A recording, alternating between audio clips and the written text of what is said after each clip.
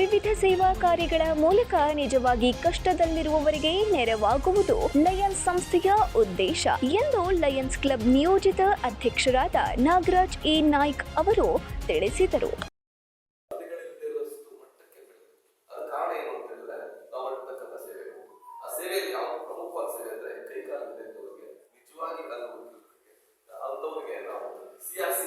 First time in south India ಒಂದು ಸಂಸ್ಥೆಯನ್ನು ಸ್ಥಾಪನೆ ಮಾಡಿದೆ. ಅದು ದಾವಣಗೆರೆಯಲ್ಲಿದೆ, ಒಂದೇ ಇರೋದು ದಾವಣಗೆರೆ.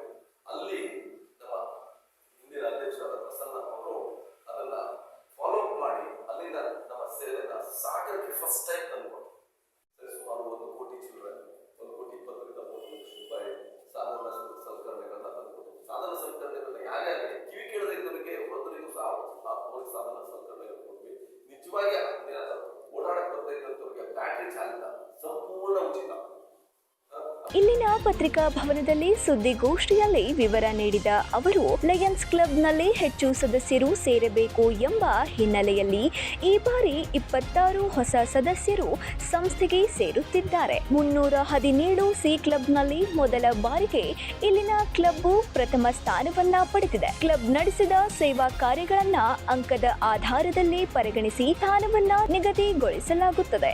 ಅಂಕದ ಆಧಾರದ ಮೇಲೆ ಕಳೆದ ಸಾಲಿನಲ್ಲಿ ಡಾಕ್ಟರ್ ಪ್ರಸನ್ನ ಟಿ ಅವರ ಅಧ್ಯಕ್ಷತೆಯಲ್ಲಿ ಈ ಕ್ಲಬ್ 2ನೇ ಸ್ಥಾನವನ್ನ ಬಂದವರಿಗಿಂತ 2 ಪಟ್ಟು ಅಂಕ ಗಳಿಸಿ ಹೆಚ್ಚು ಸಾಧನೆಯನ್ನ ಮಾಡಿದೆ.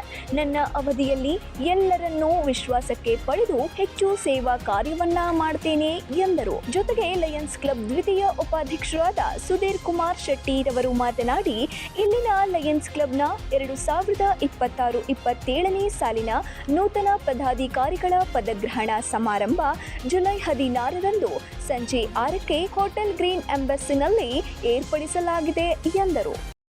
26-27ನೇ ಸಾಲಿನ ಲಯನ್ಸ್ ಕ್ಲಬ್ನ ನೂತನ ಅಧ್ಯಕ್ಷರಾಗಿ ನಾಗರಾಜ್ ನಾಯ್ಕ್ ಸರ್ ಅವರು ಅಧಿಕಾರವನ್ನು ಸ್ವೀಕಾರ ಮಾಡ್ತಾ ಇದ್ದಾರೆ. ಆ ಪದಗ್ರಹಣ ಸಮಾರಂಭವನ್ನ ನಾವು ಸಾಗರದ ಗ್ರೀನ್ ಎಂಬಸಿ ಹೋಟೆಲ್ನಲ್ಲಿ ಅದನ್ನ 16ನೇ ತಾರೀಕು, ಇದೇ ತಿಂಗಳ 16ನೇ ತಾರೀಕು